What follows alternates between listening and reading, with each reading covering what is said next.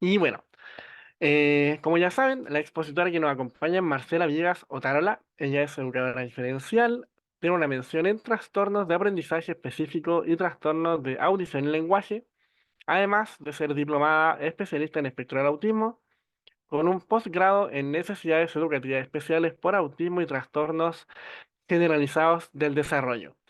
Como ustedes pueden ver, este en verdad es un currículum bastante acotado en base al que estoy proyectando y que también es bastante acotado a toda la experiencia que tiene Marcela, ¿ya? Así que les quiero dejar el paso con Marcela, no les quiero quitar más tiempo y espero que disfruten mucho esta charla del día de hoy. Así que podemos comenzar nomás, Marce. Muchas gracias, Daniel. Voy a bloquear deshabilitar la anotación. Ya aprendí a hacerlo, así que vámonos. Bueno, primero que todo, saludar a todas y todos los que se han conectado, agradecer en especial a la comunidad autista que hoy día nos acompaña.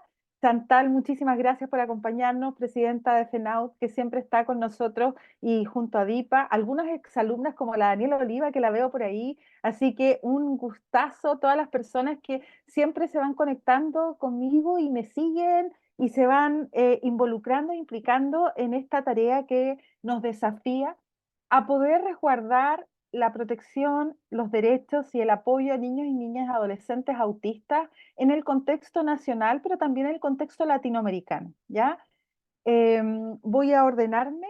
La idea que tengo hoy día es de compartir un poco, organizar la información que existe respecto al abordaje de los niños y niñas y adolescentes dentro del espectro del autismo, pero siempre pidiendo permiso y pidiendo disculpas cuando hablamos en tercera persona a la comunidad autista, porque me parece que cuando hablamos en tercera persona, habitualmente se nos olvidan algunas cosas. No hay ninguna persona que pueda hablar mejor de autismo que la persona que es autista. Sin embargo, con fines didácticos, con fines académicos y con el fin de formar a las familias y los profesionales de nuestro país a nivel latinoamericano, siempre hablamos en esta tercera persona de una manera odiosa, ya como con muchas etiquetas. La intención de esta información es que puedan organizar todo el saber que tenemos como país respecto del autismo. Hemos avanzado muchísimo en los últimos 25 años y por lo tanto yo me siento muy orgullosa de contribuir a la formación que están desarrollando ustedes en su rol de familia, de persona autista, de activistas, de profesionales. Así que, dicho esto, empezar esta exposición y este seminario con una pregunta. Siempre que yo inicio la formación de un grupo, nunca sé finalmente cuál es la formación que tienen en el ámbito. Seguramente algunos de ustedes tienen una información muy básica, otros más intermedia, otros avanzada, otros un poco escéptica, pero independientemente de eso, lo que yo he intentado hacer como educadora diferencial, que es mi formación de pregrado, es organizar la información para que las personas que trabajen en el ámbito del autismo o que desarrollen crianza neurodivergente puedan tener una acción y tener una intencionalidad basada en una práctica basada en evidencia, ¿ya? Entonces yo tengo tres preguntas para poder ordenar esta información. Primero, ¿cómo abordar la atención de niños y niñas adolescentes autistas? Y si se dan cuenta, estoy hablando de autismo, no estoy hablando de TEA, no estoy hablando de niños con, estoy hablando de el autismo como identidad, como condición y como cultura. Cómo abordar la atención implica también decidir cuál es el mejor modelo de abordaje, porque las redes nos inundan de certificaciones, de acreditaciones, de modelos, y todos creen y creemos tener la respuesta. Y la verdad es que yo en estos 25 años he aprendido que no hay una única respuesta, porque no hay una persona autista igual a otra persona autista, ¿ya? Y no hay una familia de apoyo igual a la otra, no hay creencias iguales a la otra. Así que lo que he llegado a la conclusión es que finalmente cada una de las respuestas para la atención de personas autistas de manera general tienen que estar basadas en una práctica fundamentada en derechos humanos y que todo lo que nos haga ruido, como dice Alejandra, psicóloga, compañera de tantos años de caminar en el mundo del autismo, cuando a mí no me hace ruido, cuando a mí me hace sentir incómodo, cuando yo siento cierta inquietud por un tipo de estrategia, por un tipo de modelo, por un tipo de información, siempre me distancio, porque lo que no puedo hacer de manera cierta, de manera segura, con la cortina abierta, con el papá dentro de la sala de trabajo, en el PIE, quiere decir que no es algo que esté lo suficientemente dominado o lo que esté suficientemente resguardando los derechos de la persona autista. Si nosotros nos sentimos trabajando con una persona autista con tranquilidad, con serenidad, y esta intervención, este apoyo se puede que yo haría con uno de mis hijos o de mis hijas, es que seguramente estamos en lo correcto. Lo que yo no quisiera que me hicieran a mí, o lo que yo no quisiera que le hicieran a una hija, a un hijo, quiere decir que no es tan cercano a lo que corresponde en una buena práctica, una práctica sensible y una práctica respetuosa. Y otra de las preguntas que yo me hago es por dónde comenzamos a enfrentar este desafío. Yo le llamo desafío autismo porque finalmente cada persona autista requiere de apoyos distintos, tiene intereses profundos diferentes, tiene coexistencias, por no decir comorbilidad, tiene coexistencias distintas y por lo tanto no hay una única respuesta. Pero lo que sí yo he aprendido es que en estas respuestas tenemos que tener una mirada integral y no puedo casarme con un modelo, con una técnica, con un autor, con una academia, con una mirada exclusivamente. Tampoco estar permanentemente probando cosas, pero sí levantando un marco teórico que me permita avanzar en nuestros tres elementos. Primero, una visión biopsicosocial, que es la que yo he elegido en lo personal para poder abordar, para poder acompañar, para poder escribir, para poder publicar, para poder orientar y liderar ciertas iniciativas como la ley de autismo, por ejemplo, como la implementación educativa de la ley en el Ministerio de Educación, un enfoque biopsicosocial que reconoce la individualidad de la persona autista, que escucha su voz y que está estrechamente apegada a derechos humanos. No es posible valorar una técnica en particular si esta no es respetuosa de la identidad de la persona autista, si no escucha su voz, si no escucha a la familia y si no tiene un apego irrestricto a la Convención de Derechos de las Personas con Discapacidad de manera particular y de manera general a los derechos humanos. Y por lo tanto, cuando nosotros hablamos de recursos de apoyo, no podemos olvidar que la comunidad autista en las infancias es una comunidad que requiere de especial protección. ¿Y por qué requiere de especial protección? Porque biológicamente presenta una vulnerabilidad frente a los desafíos del entorno. No es maña, no es berrinche, no es pataleta, eh, no es mala crianza. Hay una vulnerabilidad neuropsicológica por un cerebro que se desarrolla evolutivamente de manera distinta y que se enfrenta al entorno de una manera distinta. Y ese entorno pocas veces se ajusta, pocas veces se adapta a las reales necesidades de la persona autista.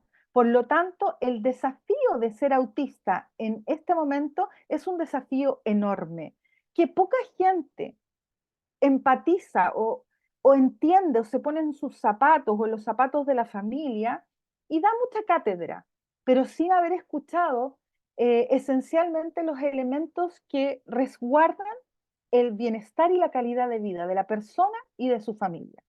Entonces, cuando ustedes tengan que decidir de qué manera van a abordar este acompañamiento, de qué manera se van a aproximar a un hijo, una hija, un estudiante, un paciente autista, a un usuario, lo primero es saber desde qué marco conceptual me estoy moviendo. Y eso va mucho más allá de una técnica en particular.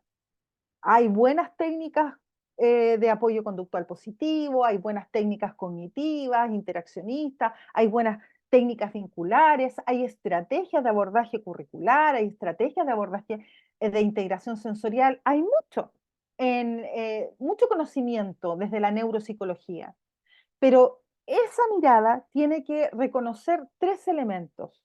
Por un lado, que estamos frente a una persona que tiene una identidad autista, puesto que su sistema nervioso central es un sistema nervioso central que tiene ciertas particularidades, que si bien hoy día no es nuestra clase, pero puedo hacer un breve resumen de que sabemos que ese sistema nervioso central evoluciona con una hiperconectividad neuronal, muchas neuronas trabajando de manera simultánea, pero con ciertos espacios o islas de mayor latencia en la conexión entre neuronas, principalmente en el lóbulo prefrontal, en la amígdala cerebral, en el tálamo, lo que explica el comportamiento de la persona autista.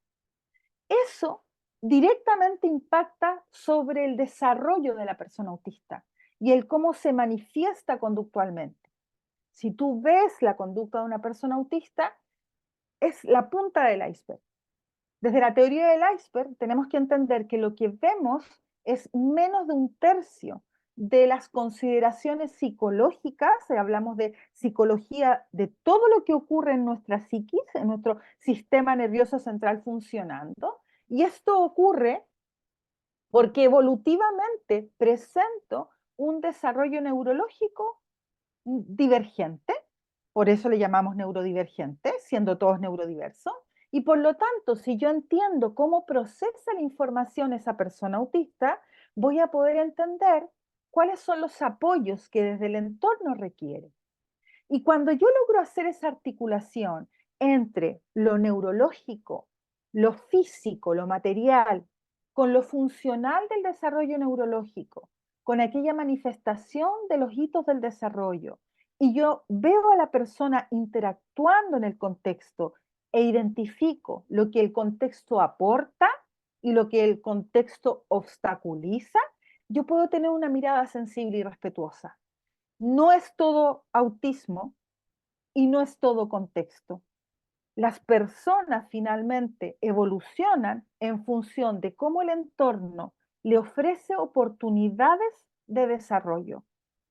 El autismo en sí mismo, hablando desde una perspectiva educativa, no es una sentencia, pero tampoco es una condición que yo pueda invisibilizar. A pesar de que no sea visible a mis ojos, ese cerebro es un cerebro neurodivergente que funciona de una manera distinta, con una simultaneidad distinta, con tiempos de latencia, que son los tiempos de respuesta diferentes, y con marcos de referencia, que significan, con formas de significar la realidad de manera distinta. Y por lo tanto, lo que nosotros, quienes trabajamos en autismo desde esta perspectiva, fundada en derechos humanos, fundada en educación inclusiva, fundada en la protección de las infancias, esperamos poder promover en los espacios educativos, en los espacios sanitarios, en la política pública y sobre todo a nivel familiar y personal. Entonces, dicho esto, tenemos que pensar que no es biología pura, no es desarrollo psicológico y neuropsicológico puro y no es contexto puro, sino que es un enfoque biopsicosocial, que es el enfoque que yo he propuesto para este diplomado, que es el enfoque que a mí me resulta certero y me permite saber dónde profundizar en mi saber, qué voces escuchar, qué diapositivas levantar, qué política pública describir, me permite tener una mirada comprensiva, integral de la persona autista, pero también una perspectiva ecológica que implica reconocer cómo el entorno contribuye con facilitadores, con cultura neuroinclusiva como la ONU nos invita desde el 2023, con una perspectiva que hoy día trabaja la comunidad autista, que es el de la contribución de la comunidad autista hacia la sociedad en estas tres dimensiones esenciales. Y por lo tanto, un profesional y también una familia que quiere acompañar a sus hijos y sus hijas de una manera sensible, respetuosa, centrada en la calidad de vida y los derechos humanos de nuestros niños, tiene que saber entonces que todo lo que haga va a impactar sobre la calidad de vida, sobre el bienestar y sobre la trayectoria educativa de esa persona. Cuando yo tomo una decisión inadecuada como una repitencia, cuando yo establezco una sanción por una conducta, cuando yo abuso de los fármacos, cuando yo utilizo el castigo físico como una estrategia de modificación de conducta, cuando yo subestimo tu capacidad de aprendizaje, cuando creo que porque no manejas habla no hay comunicación, yo estoy transgrediendo los elementos más básicos de un enfoque respetuoso, sensible y basado en derechos humanos. Y por lo tanto, tanto profesionales como familias tenemos la responsabilidad de ir más allá de la técnica, de ir más allá de una norma y establecer cuáles son los principios y las motivaciones que tenemos para poder acompañar a una persona autista en su caminar. Y si no siento esa empatía, si no reconozco la normativa vigente, si no he comprendido las bases biológicas de ese cerebro, aunque sean los titulares, es difícil que yo pueda acompañar de una manera respetuosa y sensible. Y también es difícil que yo pueda acompañar de una manera eficiente y efectiva. ¿Por qué? Porque voy a dar palos de ciego. Porque voy a probar en un centro, en una escuela, con una adecuación, una técnica, con una evaluación, y voy a pasarme la vida probando. Por lo tanto, aunque sea muy pequeñito el conocimiento que yo tengo de autismo, tiene que tener estas miradas desde mi perspectiva, esta es mi visión, tiene que tener estas perspectivas para poder ser respetuosa de la identidad autista, ser respetuoso con ese cerebro, que es un cerebro que aprende la interacción con el entorno, reconocer y valorar la divergencia en el pensamiento autista y por supuesto, reconocer, apoyar y proteger la normativa vigente. Finalmente, este grupo, este colectivo de niños y niñas autistas es un grupo, como decía anteriormente, que necesita de una especial protección porque tiene una especial vulnerabilidad. Y esta especial vulnerabilidad se puede entender hoy en las escuelas, por ejemplo, porque el autista cuando no está cómodo o cuando siente que hay injusticia o hay invisibilidades o hay un maltrato velado o explícito, reacciona. No es posible esperar que una persona autista no reaccione de alguna manera a un entorno que es una barrera para su desarrollo. Y vamos a tener perfiles autistas que van a responder a ese entorno de manera muy externalizante, con una tensión respecto del entorno, y vamos a tener un perfil autista que va a reaccionar de una manera muy internalizante, muy riesgosa, sobre todo en el perfil femenino, donde vamos a dar espacio a afectación de la salud mental, ¿ya? Y por lo tanto, aunque yo tenga un pequeño conocimiento del autismo, porque por recursos, porque por formación previa, por tradición, por barreras del entorno, barreras culturales, no pueda acceder a un gran conocimiento, siempre tengo que considerar que algo tengo que saber de ese cerebro distinto, que procesa la información de manera distinta y que se relaciona de una manera divergente con el entorno, y una normativa internacional y nacional que protege a las infancias neurodivergentes hoy, siendo un grupo especialmente vulnerable. Desde esa perspectiva, cuando conocemos la perspectiva biológica, tenemos que tener ciertos elementos y es lo que yo digo, mira, ¿qué puedo decir en este seminario respecto a la perspectiva biológica para aquel aprendiz, aquel participante de mi seminario que no ha alcanzado un conocimiento profundo, tenga claridad al momento del día lunes enfrentarse a ese estudiante autista que está en el aula? Primero, que el autismo es una condición genética. No se elige ser autista, no te da autismo, no se te pega el autismo, ni es secundario a algo que hoy día conozcamos. Hay múltiples investigaciones que nos señalan claramente de una condición genética con alta heredabilidad. Por lo tanto, nosotros no hablamos solamente de una persona autista, estamos hablando de una familia autista.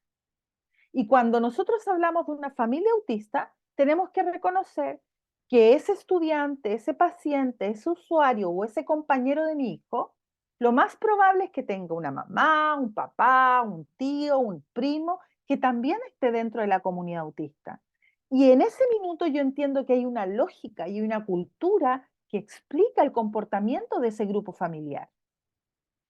Esa condición genética hoy sabemos que tiene elementos hereditarios principalmente asociados a la edad del padre, por ejemplo, y que hay algunas investigaciones respecto a algunos cambios en la información genética dada generación tras generación. Por eso a veces tenemos una abuela autista y después tenemos una nieta autista y se saltó una generación. Pero no sabemos hoy día cuál es el marcador biológico, como lo sabemos en síndrome de Down. Haciendo un paralelo, nosotros sabemos que en síndrome de Down hay un desarrollo neurodivergente, hay un desarrollo absolutamente particular de su fenotipo físico y su fenotipo conductual, también de su procesamiento intelectual. ¿Por qué? Porque hay una trisomía del par 21. Por lo tanto, sabemos que genéticamente ese es el marcador. En autismo sabemos con claridad que es genético, que hay elementos que se investigan de alta heredabilidad en las familias, pero no tenemos el marcador biológico específico porque hay casi 150, 200, 300 combinaciones genéticas que están siendo investigadas en el ámbito del autismo. Por otra parte, esa información genética distinta de alta heredabilidad de la condición, principalmente en eh, hombres más que en niñas, aun cuando la prevalencia ha aumentado significativamente también en mujeres, porque hay un diagnóstico más temprano y recursos evaluativos más ajustados al perfil femenino, tenemos que entender que esa información genética se manifiesta en un desarrollo neurológico particular, porque aquí vuelvo a repetir un fenómeno que se da principalmente en las comunidades educativas, que es que la gente reconoce el diagnóstico, pero no reconoce la manifestación. ¿Cómo lo puedo explicar? Yo sé que es autista, está en un PIE, pero no ajusto el currículum. Yo sé que es autista, está en un PIE, tiene un certificado, está con un registro en el COMPIN, pero cuando tiene una desregulación propia de la condición, aplico una sanción de suspensión, a pesar de que está fuera de norma. Por lo tanto, ahí se produce un quiebre, y un quiebre que nos está provocando mucho daño a los niños y niñas y adolescentes autistas en los espacios educativos, que es que yo no comprendo que esa manifestación conductual tiene, primero, un componente neuropsicológico que no se puede manejar de un día para otro, requiere de un acompañamiento especializado, sensible y respetuoso, y por otra parte, que ese comportamiento es la respuesta a la interacción de la persona con su entorno. Y si el entorno no se ha ajustado, aumenta la probabilidad de que este niño y esta niña tenga un comportamiento socialmente desajustado. Y esa situación se agudiza aún más cuando entendemos que además de autismo, las personas autistas presentan coexistencias. Es decir, que además de llevar el globito del autismo, y pensemos que es un globito azul, además llega un globito morado de una afectación genética, además llega un globito amarillo de un déficit atencional, además lleva un globito naranja de una dificultad de integración sensorial y además lleva un globito de un procesamiento de aprendizaje más lento y además un trastorno del lenguaje tipo apráxico o una dificultad motora tipo dispraxia. Por lo tanto, tengo que lograr que la comunidad que participa de estas formaciones logre articular diagnóstico con necesidad de apoyo. No existe una necesidad de apoyo en el autismo que no tenga que ver con el autismo. Porque la persona autista, nuestros hijos e hijas autistas son autistas desde que se levantan hasta que se acuestan y cuando duermen también. Y por lo tanto, cuando aprenden, cuando se hacen amigos, cuando van al casino del colegio, cuando hay actos, cuando hay el 18 de septiembre y la gente baila cueca, cuando como más, cuando como menos, cuando me baño, cuando lo someto a un conflicto, cuando me enojo, es una persona que está reaccionando en el 100% del tiempo como una persona autista, porque es parte de su identidad, es parte constitutiva de su genética. Por lo tanto, no puedo sancionar y no puedo excluir una persona por el hecho de ser genéticamente divergente. Espero estar explicando. Por lo tanto, cuando hablamos de apoyos y de protección, hablamos de esto. No sacamos nada con tener 50 decretos para la ley de autismo, o no sacamos nada con tener 50 circulares más para la ley de autismo, si en nuestras propias comunidades, en nuestras propias familias, no comprendemos que esto es colaborativo, que esto es de acompañamiento, que esto se trata de bienestar y de derechos. Por lo tanto, no hay una norma que me enseñe a ser empática con un desarrollo divergente. Tiene que ver con las creencias, con las concepciones más profundas de lo que yo entiendo por el valor del ser humano. E intento bajo toda circunstancia de mitigar esa vulnerabilidad y evitar que tu biología sea un impedimento para poder tener una vida plena y el desplegar una plena ciudadanía. Por otra parte, desde una perspectiva psicológica, hay 4 elementos que a mí me parece que son fundamentales. Primero, reconocer, comprender y actuar en concordancia con que hay una vulnerabilidad emocional y conductual. No puedo pensar que el autismo es un diagnóstico y se queda solamente encapsulado en el diagnóstico. El diagnóstico se manifiesta en la conducta y el aprendizaje. Los niños y niñas autistas en los procesos de desarrollo presentan una alta vulnerabilidad al estrés. Son altamente vulnerables a la demanda. Son altamente sensibles, contrario con lo que se creía hace 20 años atrás. Por lo tanto, es una persona que está frente al entorno en una situación de alta liberación de cortisol, porque está hiperalerta al entorno para responder, para aprender, para regularse, para interactuar, para copiar de lo que dice la profesora, para intentar subirse al carro de esta unidad de aprendizaje. Y por lo tanto, esa persona que es altamente vulnerable al estrés, se sitúa en una situación de especial protección. Y esa especial protección implica desplegar la normativa vigente. ¿Y cómo puedo desplegar la normativa vigente si no la conozco? Yo me he frustrado mucho en el último tiempo desplegando la ley de autismo para ser voz de muchas comunidades y colectivos y agrupaciones que han peleado tantos años por esta política pública cuando no hay lectura de ella, cuando todavía no llega a las escuelas el trabajo profundo respecto de que no puedo sancionar a un estudiante autista si se regula, que lo importante no es saber cómo reaccionar frente a una regulación, sino cómo saber cómo prevenirla, de qué manera abordamos su educación emocional, de qué manera acompañamos su funcionamiento adaptativo, cómo hacemos que nuestras escuelas sean amistosas con la neurodivergencia en general, con la diversidad desde una perspectiva amplia. Entonces, eso para mí es fundamental.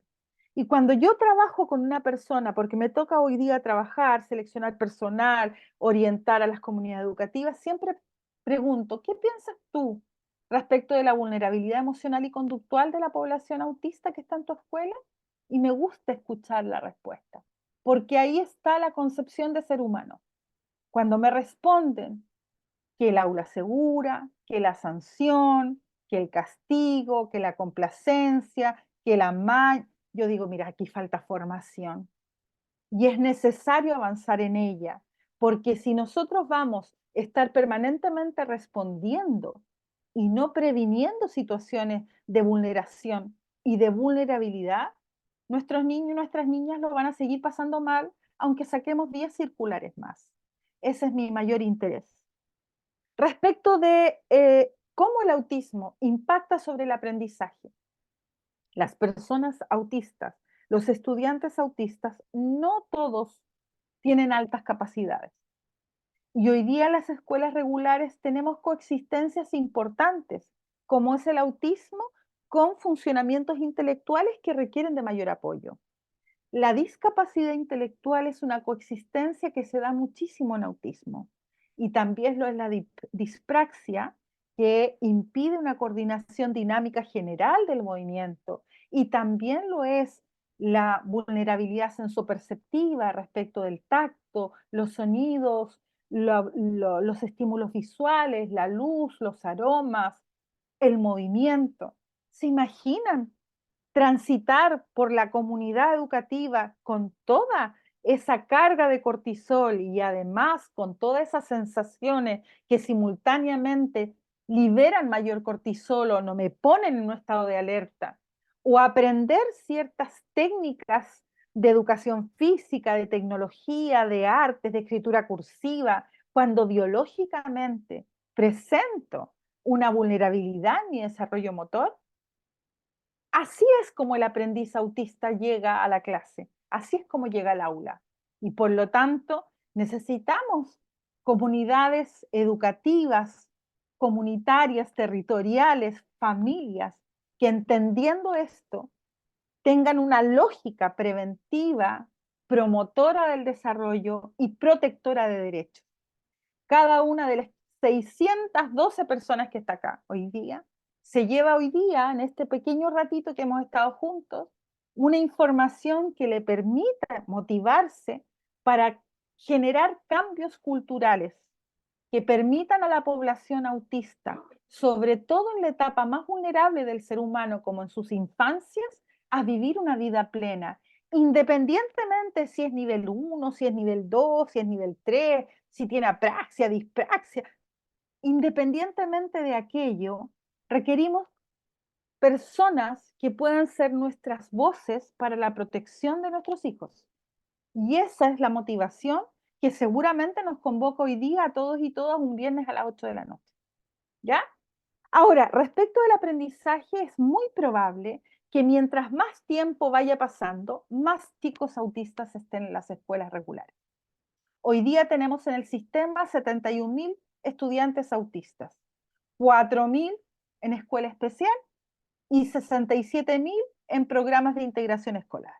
Imagínense todos los que hay que no están registrados, ni en los PIE, ni en la matrícula del SIGE, porque no los podemos contar a todos, porque los que no tienen PIE no sabemos cuántos hay, los de colegios particulares pagados tampoco, los que están en jardines privados o BTF, Integra, Junji tampoco, no sabemos.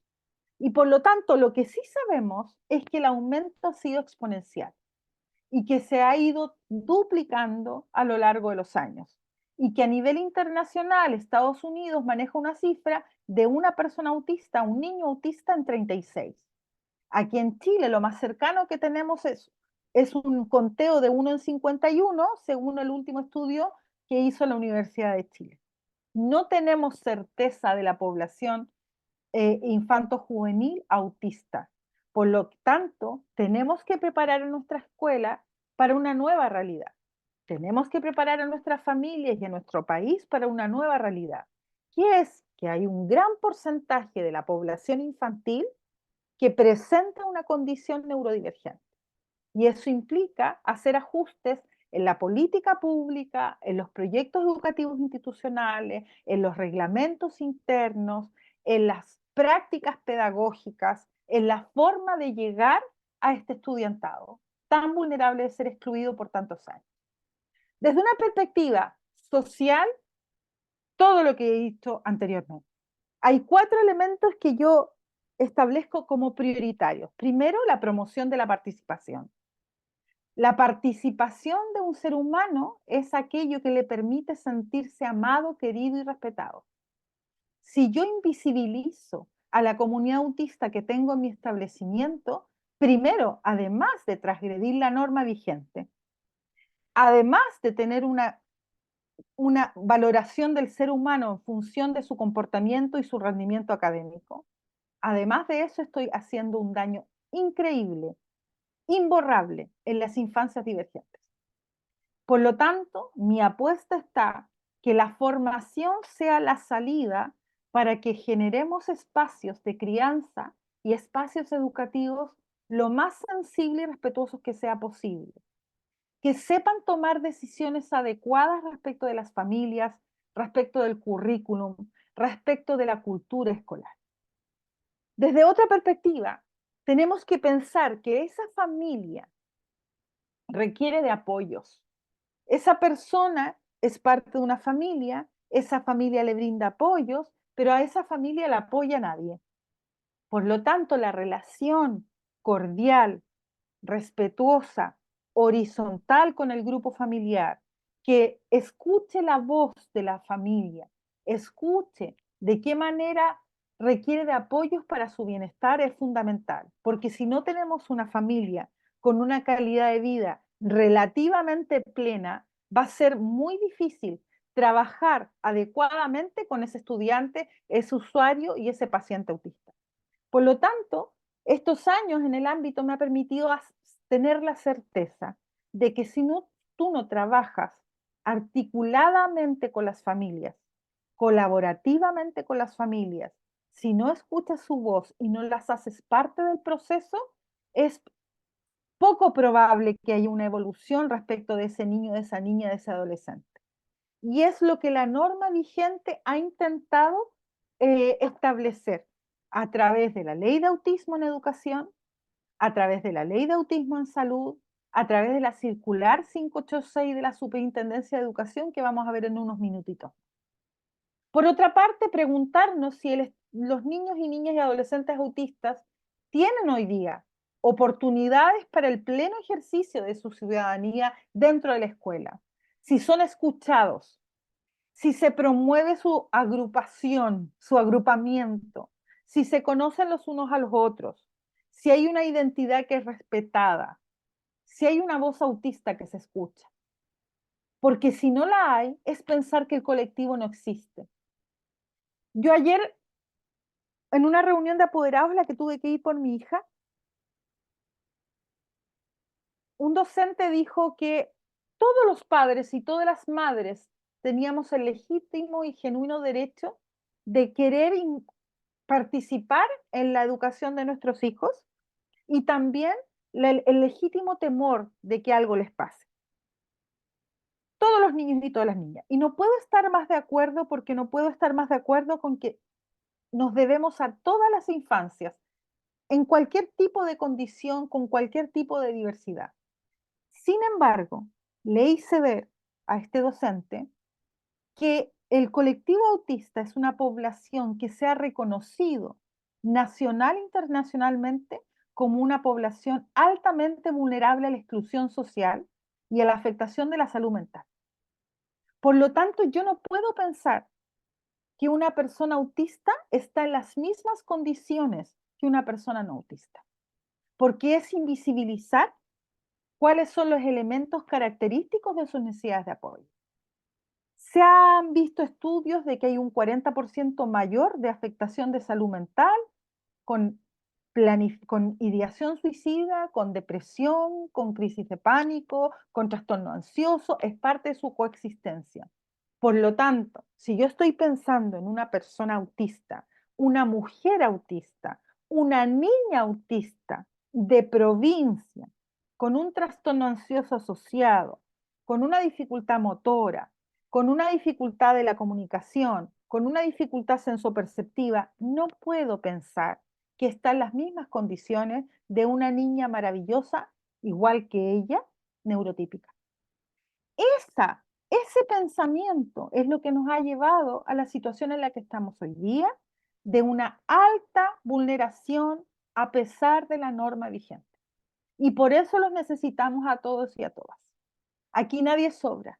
Necesitamos madres con conocimiento y poder, profesores y profesoras que tengan una perspectiva inclusiva. Necesitamos equipos directivos dispuestos a ajustar sus dispositivos de gestión. Necesitamos políticas públicas que se viralicen, porque si no nos vamos a pasar discutiendo respecto de la circular 586, de la norma vigente, de la ley de inclusión, pero esa niña autista, ese niño autista que quiere dejar de ir al colegio, que no quiere quedarse en sala, que tiene temor a los compañeros, que se autolesiona, que abandona el sistema en séptimo básico, va a seguir existiendo. Y eso no es por ser autista. El chico autista no deserta del espacio escolar por ser autista. Deserta porque el entorno no fue capaz de prevenir, mitigar y protegerlo cuando fue pertinente. Pese a que la familia avisó, que los profesionales avisaron. Por lo tanto, este seminario y este levantamiento de la palabra protección y apoyo de niños, niñas, adolescentes autistas no es un titular, no es un titular de un paper, no es un titular de un seminario, es el sentido deseo de las familias autistas de poder disfrutar del pleno derecho a la educación de nuestros hijos. Y si eso significa tener que una y otra vez levantar la mano y levantar la voz, lo vamos a hacer. Y me encanta que hayan profesionales que quieran caminar en esto con nosotros. Mientras los niños crecen, la situación no se facilita, se hace más compleja. Uno piensa que el autismo, el peor momento es cuando te hacen el diagnóstico. Y fíjate que yo he llegado a la conclusión de que no, que los momentos más difíciles es cuando ese niño o esa niña autista no logra participar y ser feliz en un espacio tan típico como una escuela. Cuando no se hacen los ajustes, cuando no se hace un acompañamiento en el desarrollo social, cuando se despliega una sanción a pesar de una norma que lo impide, cuando una niña o un niño deja de ir a la escuela. Esos son los peores momentos. El que demorara en hablar, el que demorara en comer, el que tuviera un trastorno del sueño, el que anduviese en puntita de pie, si yo lo comparo con el dolor que una madre, una familia y un niño autista puede sentir hoy en el espacio escolar, es mínimo. Porque el sentirse fuera, el sentirse excluido, es un dolor que acompaña a las familias y acompaña a los chicos y chicas autistas. Y mientras más habilidades intelectuales tienen, peor lo pasan.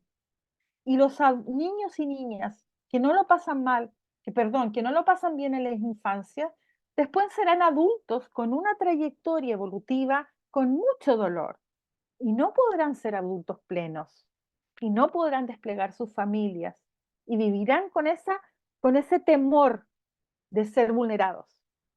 Y eso es lo que estamos tratando de evitar. Por eso me gustan mucho las invitaciones de ADIPA a estos seminarios gratuitos.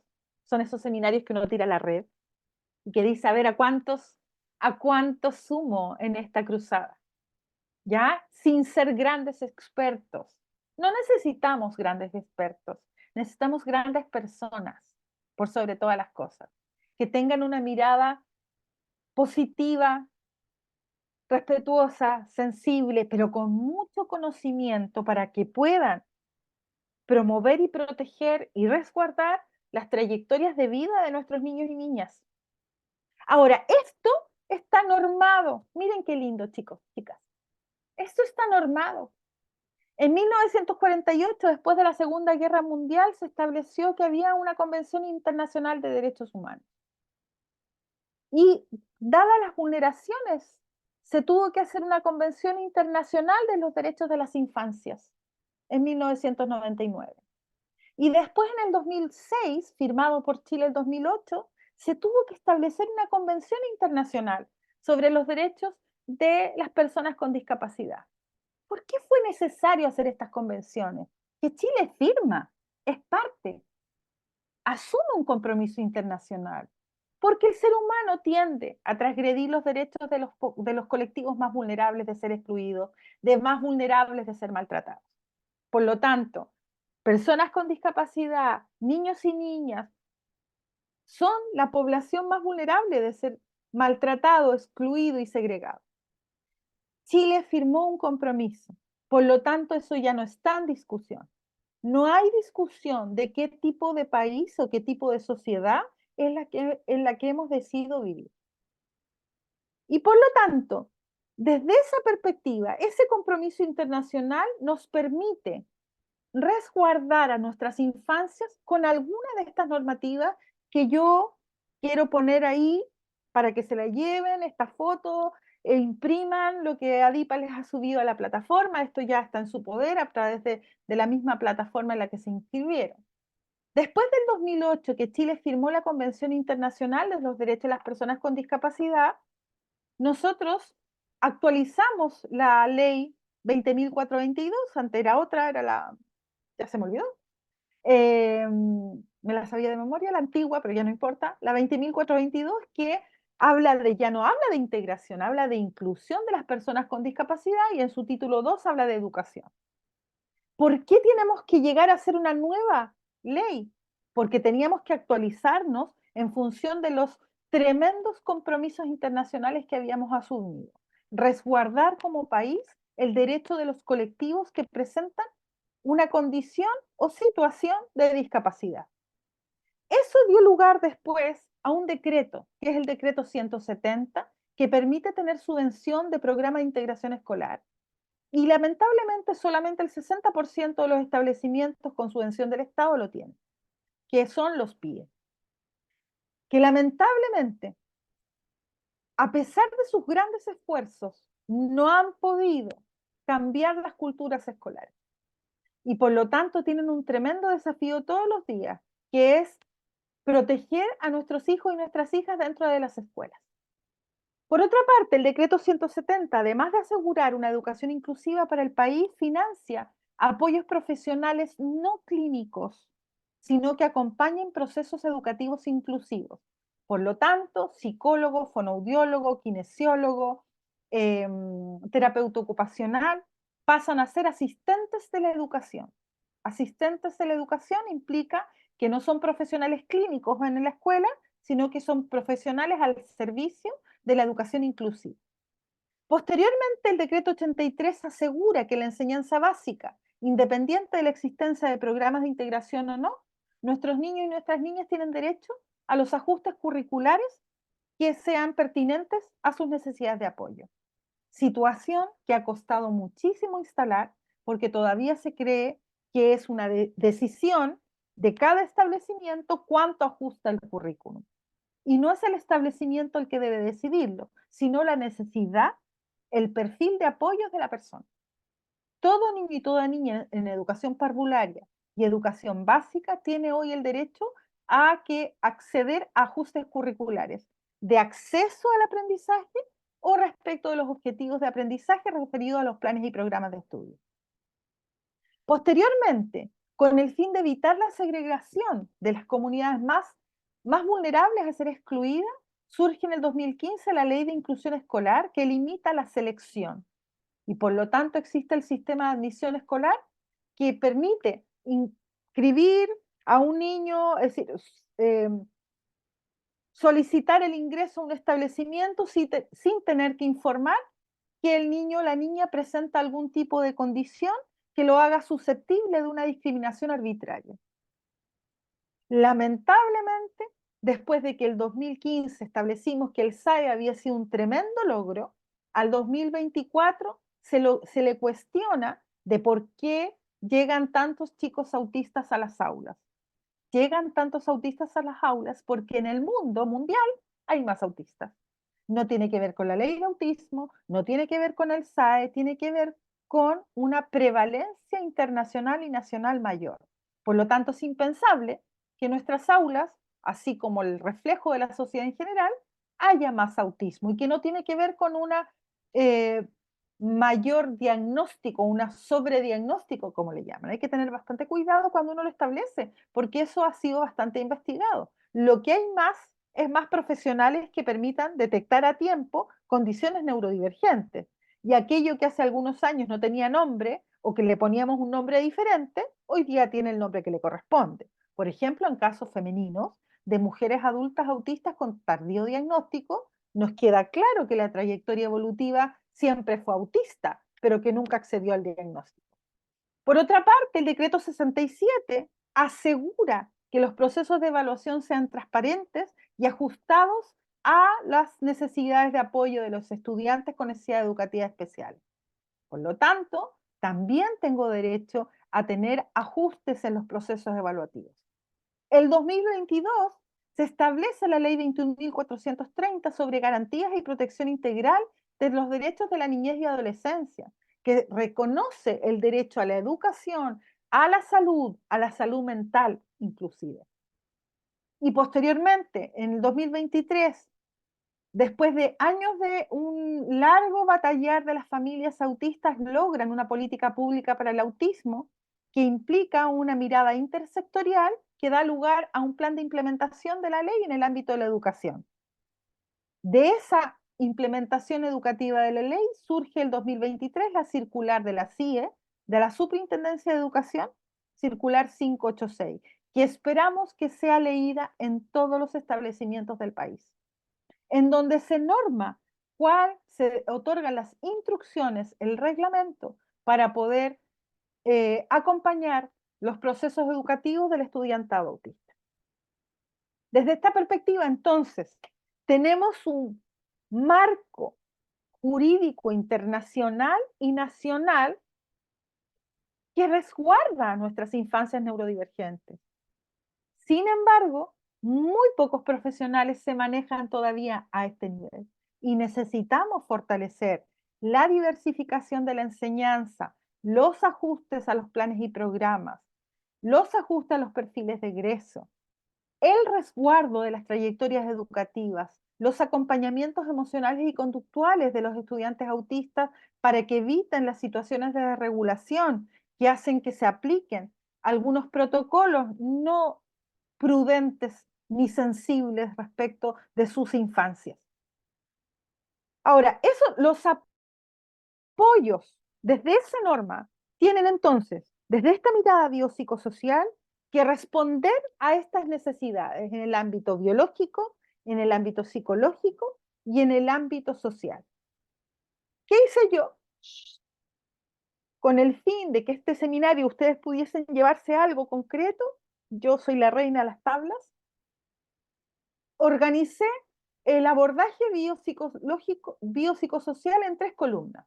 La dimensión biológica, que tiene que ver con la delimitación de la condición y la existencia de posibles marcadores biológicos como cuando los hay, por ejemplo, síndromes de base, cuando hay un autismo de tipo sindrómico.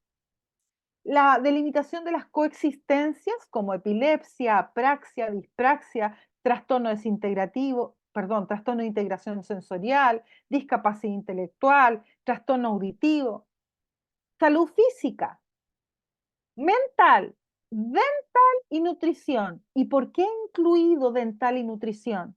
Porque en ciertos periodos de la niñez y de la adolescencia, las afectaciones a nivel dental generan graves episodios de desregulación, graves situaciones de afectación del bienestar, y lo mismo pasa con la nutrición, con altos niveles de obesidad, de colesterol alto, de hipertensión arterial, de excesiva consumo de carbohidratos de azúcar. Por lo tanto, me parece que cuando hablamos de la dimensión biológica en autismo, tenemos que recordar que muchos niños, casi el 30%, presenta graves dificultades para identificar zonas de dolor corporal, y entre ellos la zona oral, todo lo que implica la dentadura, lo que implica la muda dental, que genera graves conflictos y graves dificultades porque no existe en el sistema muchos odontopediatras dispuestos a hacer acompañamiento a las personas autistas en este país. Y después tenemos niños autistas a los que se les extrae piezas molares, piezas dentales, tempranamente, sedados, después de graves dolores, terribles situaciones de agudización de sus desregulaciones emocionales. Desde un punto de vista psicológico, el comprender un desarrollo neurológico diferente, con un desarrollo emocional que requiere de una educación emocional.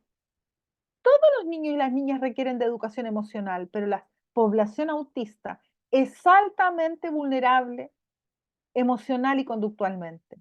Por lo tanto, si yo no educo en emociones, es muy difícil que ese niño aprenda a tener una regulación y una manifestación de necesidades de apoyo pertinentes, adecuadas y socialmente ajustadas. Necesitamos entender que su cognición social, su intersubjetividad, su teoría mental, su forma de interactuar es distinta, que aprende distinto y que tiene un funcionamiento adaptativo que va a requerir de ciertos ajustes y que no responde a los patrones evolutivos clásicos. Y desde una perspectiva de dimensión social, tenemos que considerar que hoy día Chile ha decidido transitar hacia un sistema educativo más inclusivo. Les conté ya por qué. La familia es la que tiene que decidir dónde se educa un hijo. No es la autoridad, no es la administración, no es el director del establecimiento. Y cualquier insinuación de que el establecimiento no es adecuado para mi hijo o mi hija es una presión indebida que puede ser denunciada. ¿A dónde? A la Superintendencia de Educación. Por otra parte, requerimos resguardar su participación, resguardar su ciudadanía, pensar en la calidad de vida familiar. Las familias de personas autistas, está harto estudiado, son las que presentan mayor niveles de estrés con algún tipo de necesidades de apoyo en su neurodesarrollo. Tenemos que resguardar la garantía de sus derechos y por lo tanto, para todos los profesionales y las familias interesadas en esta temática, tener dominio de la normativa vigente. Si nosotros no manejamos la normativa vigente, no podemos proteger sus derechos. No basta solamente con llevarlo a la terapia una hora al terapeuta ocupacional. Les tengo una mala noticia a las mamás que están empezando. Eso es un una hojita del libro. Lo que nosotros hemos de aprender es a generar un hogar que sea respetuoso y sensible con este hijo y esta hija neurodivergente. Aprender a entender su funcionamiento, aprender a evitar situaciones de estrés, aprender a acercarlo paulatinamente a esas situaciones de estrés, resguardar sus derechos en todo nivel, en todo ámbito del sistema microsistema, mesosistema, macrosistema y principalmente considerando que niñas y niñas adolescentes tienen un rol social de estudiante, la principal normativa vigente que hemos de aprender los profesionales que trabajamos en el ámbito es la norma que resguarda el derecho de nuestros niños y niñas autistas, que son estas a nivel nacional y que son estas a nivel internacional y por lo tanto contamos hoy día con recursos para protegerlos, para exigir una educación inclusiva de calidad, exigir que se aplique la circular 586 y evitar que haya una patologización, una sobrevaloración de situaciones de desajuste conductual que ameritan planes de acompañamiento emocional y conductual que han sido levantados desde la circular 586 que les he hecho mención. Bueno, confiar que esta hora y 10 minutos que han estado, una hora exacta que han estado escuchándome, pueda ayudarlos a levantar sus propios marcos conceptuales. Yo tengo el mío. Alejandra González, psicóloga que anda por ahí, tiene el suyo conmigo, lo hemos construido juntas.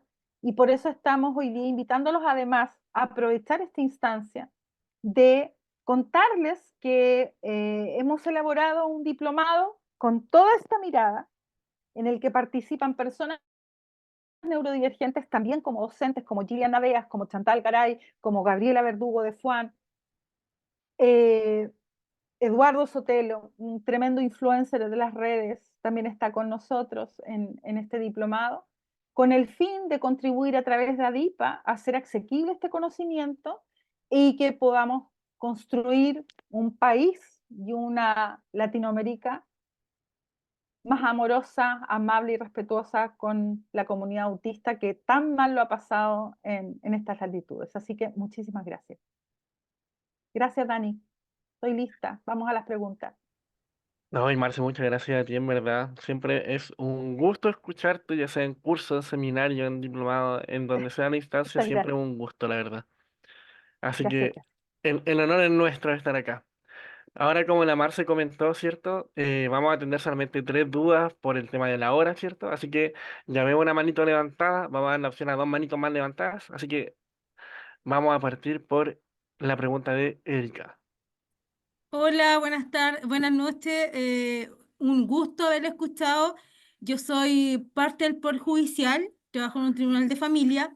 Si bien es cierto, no soy una mamá de un chico neurodivergente, o capaz que sí, porque mi hijo Mm, tiene una discapacidad cognitiva severa, ujú, diagnosticada con PIN, pero perfecto. lamentablemente por ejemplo, con el teletrabajo, y a raíz de ello, el Poder Judicial, a través de un auto acordado, solamente difiere o solamente reglamenta que el 20% de la totalidad de todos sus tribunales puede tener teletrabajo, no distingue. Por ejemplo, si son mamá o papá o cuidadores que tienen niños con discapacidad severa a nivel cognitivo, a nivel físico, sino que lo deja al arbitrio de la jefatura. Y eso, yo estoy en un grupo de cuidadores del Poder Judicial y eso nos ha complicado la vida, porque lamentablemente tener un cuidador para un chico autista o un chico que tenga alguna discapacidad a nivel físico-cognitiva es súper complicado. Entonces, ¿qué nos podría a nosotros orientar, ya sea del TEA o sea de alguna discapacidad física o cognitiva respecto a lo que somos cuidadores, padre o madre? Hay un movimiento de cuidadoras a nivel nacional que ha funcionado muy bien, el movimiento Yo Cuido, que ha funcionado muy bien a nivel nacional, pero tengo que hacer una salvedad. El Estado es muy ingrato con sus trabajadores. Ya estoy en la misma situación respecto al teletrabajo. Los que me conocen saben que a mí, siendo madre cuidadora, también se me negó el teletrabajo, pese a que mi hija presenta la condición. Por lo tanto, yo creo que hacer visible a través de, de tribunales de familia me parece que es la forma más efectiva si es necesario hacerlo a través de colectivos. No sé si me voy explicando, porque yo también conozco la norma y claro, solamente el 20% y ese 20% no distingue entre, en el Estado por lo menos, no tenemos la ley de conciliación laboral todavía y por lo tanto estamos en una situación de desventaja. Y yo pienso que si es posible evitar la judicialización de esa situación sería maravilloso, pero también está la alternativa siempre de presentar esto ante los tribunales de familia para que al menos se visibilice esta vulneración respecto del cuidado de nuestros hijos y nuestras hijas. No sé si le contesto de esa manera, pero en el Estado es mucho más difícil que en el sector privado, porque en el sector privado sí existe la implementación, corrígeme si me equivoco, de conciliación laboral, pero no existe esa ley implementada para el funcionario del sector público. En el ámbito de la conciliación familiar sí reconoce madre cuidadora con discapacidad, hijos pequeños, jefa de hogar, pero en el Estado no se reconoce. Así que yo creo que usted podría ser una de las personas que pudiese agrupar a esas personas y establecer una conversación un poquito más arriba, un poquito más a un nivel superior que trascienda la jefatura, con el riesgo que eso amerita también, entendiéndolo, Erika, que eso implica un riesgo y una tensión con el servicio, pero el Estado no se ha acogido todavía a la ley de conciliación laboral. Exactamente.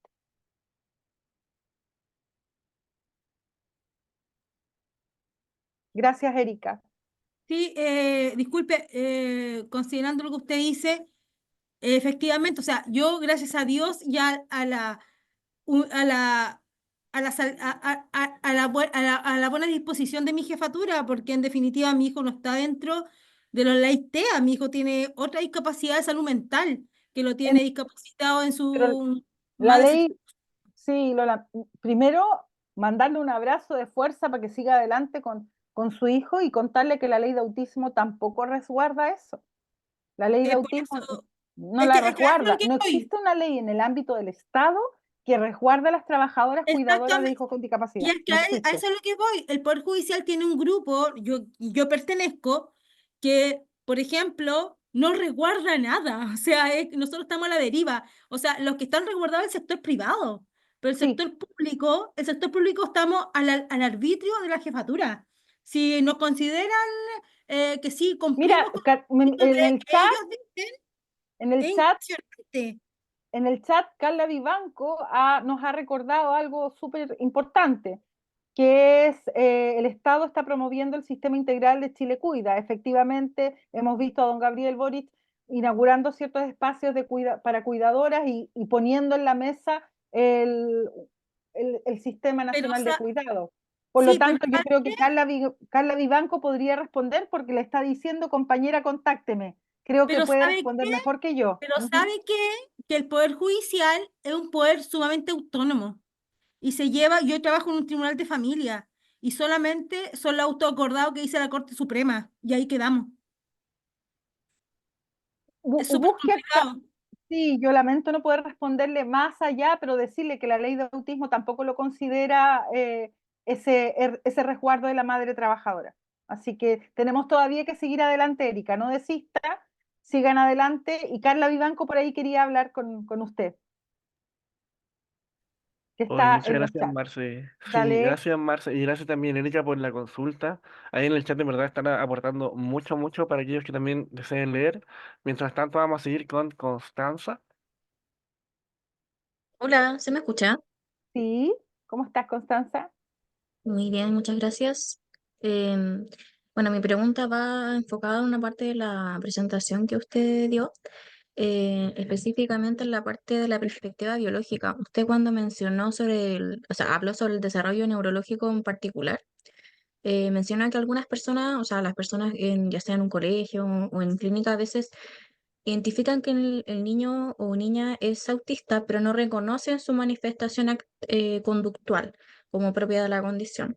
Mi pregunta es, ¿cómo uno puede diferenciar esa manifestación conductual, ¿no es cierto?, propia del autismo con una manifestación conductual propia de la edad o una pataleta o un desborde emocional? ¿Cómo uno puede diferenciar entre esas dos cosas?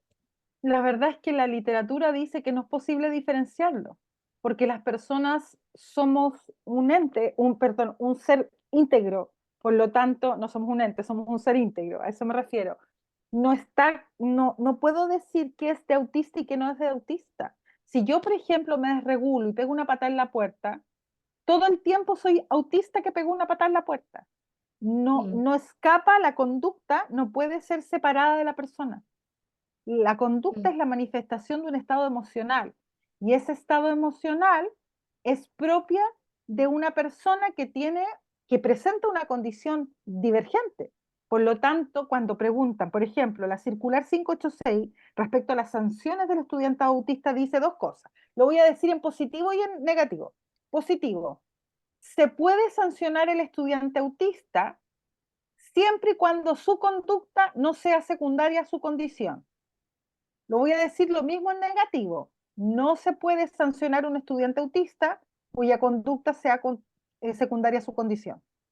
De las dos mm, formas, te dice lo mismo, que la conducta que está asociada a condición no puede ser sancionada, lo que no dice que no tenga una acción, como nos enseñó el otro día en un curso Alejandra, psicóloga.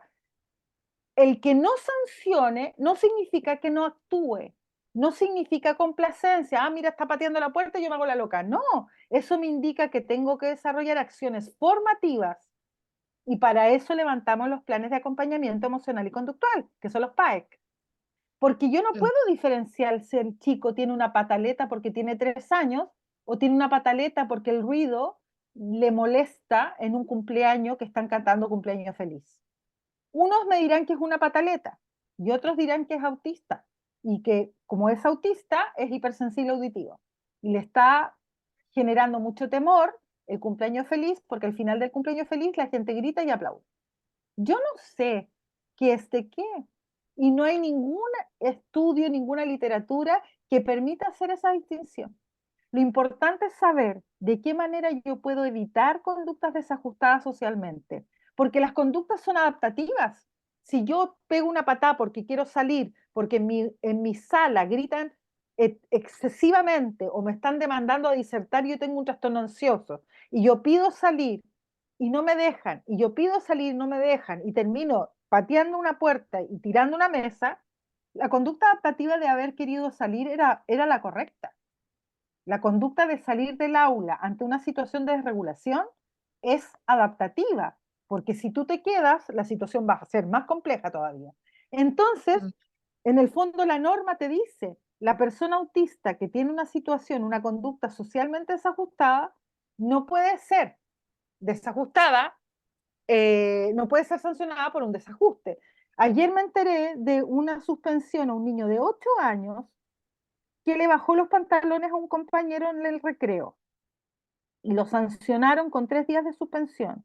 Eso lo ha visto de los adolescentes que lo hacen permanentemente en los recreos. Es un autista de nivel apoyo 2 que presenta dificultades para poder ajustarse al entorno. Ese niño fue sancionado fuera de norma.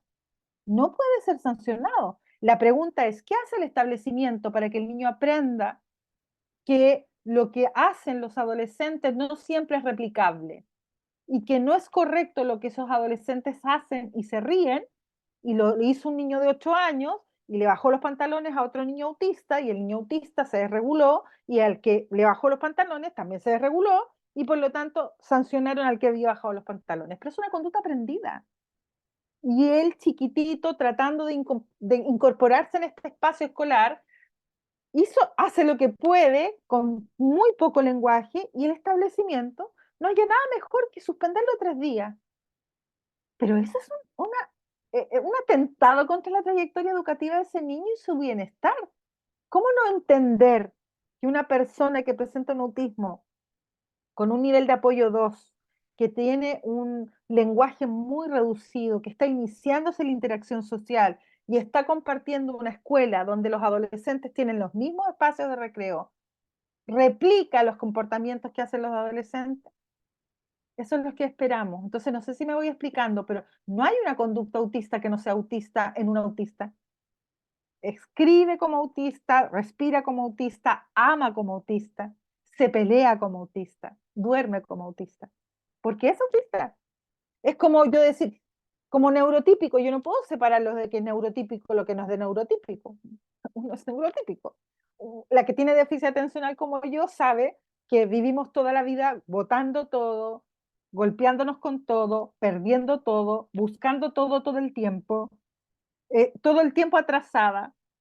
¿Por qué? Porque es una persona con un déficit atencional importante, por lo tanto, todo lo que tenga que ver con eso tiene que ver con el déficit atencional. No me ando pegando en las esquinas de lesa, sino porque de verdad que se me cae todo, me excedo, tomo muchas cosas. Yo digo, ¿por qué? ¿Por qué todo el rato botando cosas, perdiendo cosas? Nadie podría castigar por eso, es parte de mi condición. Espero haberte contestado Sí, sí, esta o sea, pregunta. en el fondo, bueno, lo escribí en el chat porque no sabía cómo volver a activar el audio. En el fondo, claro, la idea es como seguir viéndolos como personas autistas, pero como personas en el fondo, porque son personas, siguen siendo personas con derechos, ¿no es cierto? Em, y también comentar el activar planes, ¿no es cierto?, de prevención, porque siempre se nos olvida, como que siempre, sobre todo en los colegios, eh, como que hay mucho plan reactivo, ¿no es cierto? No, se nos olvida mucho la prevención. Por eso el PAEC tiene un eje preventivo muy fuerte, porque cuando yo llegué al sistema y me dicen, mira, sabes que la gente quiere tips para reaccionar ante las desregulaciones emocionales, yo digo, oye, Mm. sorpresa, no existe eso. Eso no Sí, existe, una fantasía. Lo que tenemos que hacer es prevenirlo y saber cómo acompañar en el logro de la calma posterior a una desregulación. Ahora, cuando un niño toca sexualmente a otro niño o a otra niña, la pregunta es, ¿qué ha hecho el establecimiento para educar sexualmente a ese estudiante? por En lo general general no ha hecho siempre nada. son reactivos. De hecho, el año pasado yo estuve en práctica, salí hace poco de psicología, y claro, pasó algo muy similar. Estaban los psicólogos que estaban ahí como que lo plantearon como un juego exploratorio. Pero lo que pasó, el hecho en concreto es que un niño había tocado al otro Y lo que realizaron después de eso fue como un mini taller, digamos, para enfocado en el cuidado del cuerpo. Eso fue. Pero bastante reactivo, como que al parecer nunca había pasado, no lo sé. Hab- Habitualmente es reactivo. Yo digo, la educación sexual en la persona con cualquier tipo de neurodivergencia debe ser explícita, intencionada, principalmente respecto del autocuidado, porque el tema no es la exploración entre pares, el tema es que las niñas autistas, bueno, niñas y niños, son sumamente vulnerables por un sentido de complacencia, de ajuste, de no leer el marco de referencia, de exponerse a situaciones de abuso sexual. Y por lo Mm, tanto, son chicos y chicas tremendamente vulnerables. Cuando yo estoy viendo que hay un niño tocó inadecuadamente a una niña, mi pregunta es, ¿qué ha hecho el establecimiento para educar a ese niño sexualmente o a todas sus compañeras sexualmente antes de que lleguen a quinto básico? No, nada. mm. Entonces, De alguna forma si no ha también hecho están nada. pasando a llevar sus derechos también, como el derecho a Muchas gracias por tu sí. pregunta. Muchas gracias. Le vamos a dar el espacio a una persona más, si les parece. Así es. Miren, todas estas ideas, con todas estas ideas hemos armado el diplomado. Me siento muy contenta, muy orgullosa de un diplomado muy innovador, muy progresista, con una mirada muy sensible y respetuosa respecto al colectivo autista. Me gusta muchísimo. Así que invitarlos a revisar. Es para tanto profesionales como para estudiantes de los últimos años de educación superior, también para familias. Es abierto. Ya, Marce, vamos con la Creo última personita, última pregunta. con Patricia. ¿Aló se escucha? Se escucha perfecto, Patricia. Muy buenas tardes. Primero agradecerte toda esta maravillosa información, muy clara y precisa.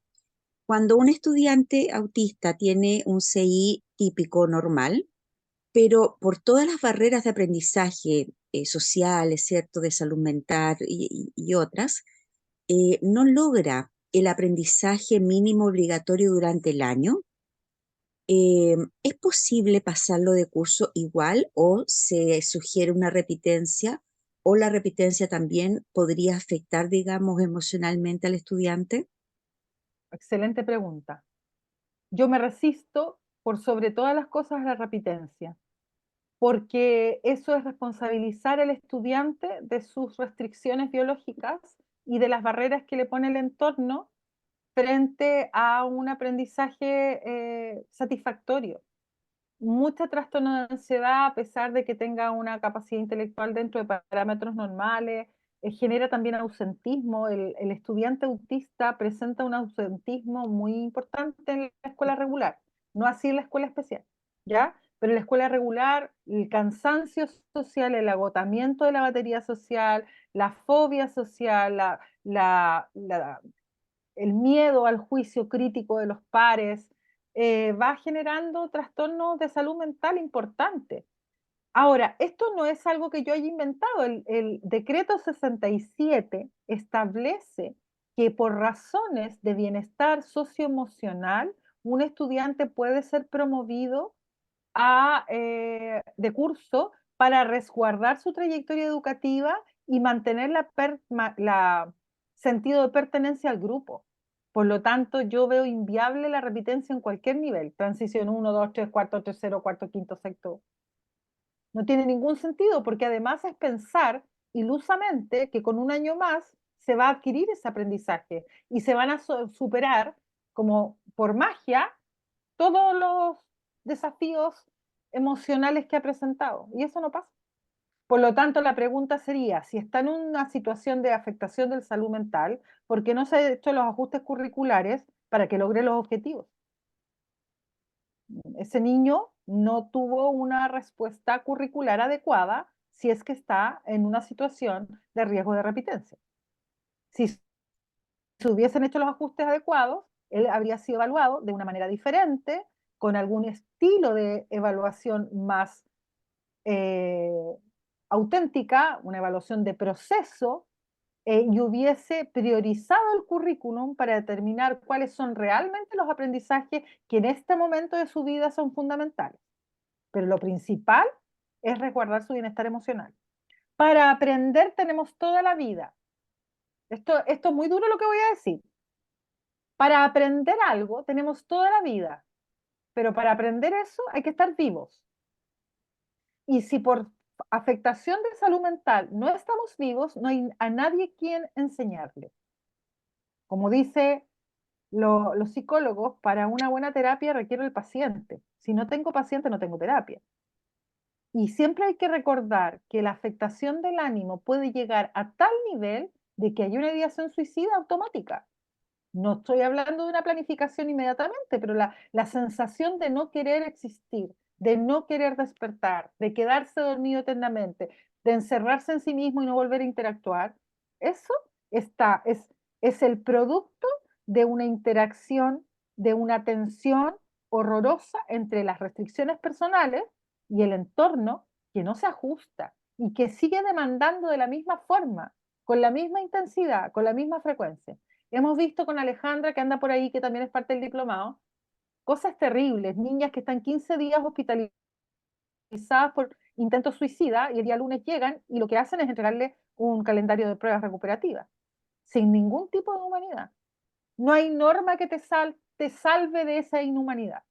No existe una norma para ser humano, ¿ya? Por lo tanto, cuando ustedes tengan que tomar decisiones, digan, ¿esto es relevante para la vida de mi hijo? No para la de 3 años más.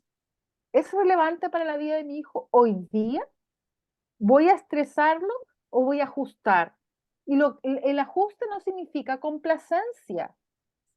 Ajustar el currículum es muy difícil, no es fácil, pero si hay que ajustarlo, si hay que priorizar los objetivos de aprendizaje, si hay que flexibilizar en la asistencia, si hay que entrar en conversaciones con la familia respecto de las actividades extraescolares, hay que hacerlo, porque hay una vida de por medio.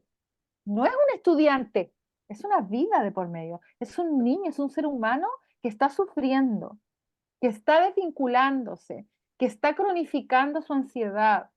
¿Vale la pena eso por las tablas del multiplicar? ¿Vale la pena eso por la Segunda Guerra Mundial? ¿Vale la pena eso por la tabla periódica? No vale la pena. Nada es más importante que la vida. Nada, no hay nada. Y eso tenemos que entenderlo en la cultura escolar. Porque hasta ahora lo más importante ha sido el aprendizaje como que tuviera patas, como que fuera un fenómeno.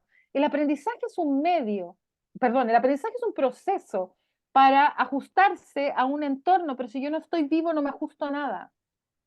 Y en autismo nivel 1, la ideación suicida, los trastornos de ansiedad, los trastornos del ánimo, las depresiones, son son muy fuertes, son muy prevalentes y muy significativas y pueden afectar la vida completa de un sujeto.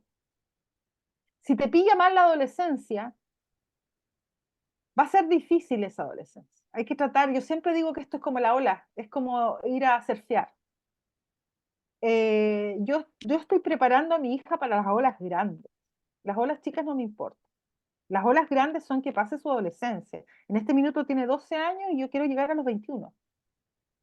Y por lo tanto, mi propósito en la vida es que ella no solamente sea feliz, mi primer propósito es que esté viva. Y no es que esté con depresión ni nada, es una niña con la condición nivel 1 como cualquier otra de sus hijas. Pero el hecho de que ella tenga una mayor prevalencia al trastorno de afectación del ánimo, a la ideación suicida, a la autolesión, perfil femenino autista, yo no arriesgo a mi hija. Y cuando un docente me dice que estoy en las mismas circunstancias que cualquier mamá o papá, quiere decir que esa persona no entendió lo que por años he tratado de explicarle, que no es cierto. La evidencia científica te dice que la población autista es más vulnerable a los trastornos de salud mental y que tiene un 40% más de ideación suicida que la población típica. Yo no voy a arriesgarla por las fracciones impropias.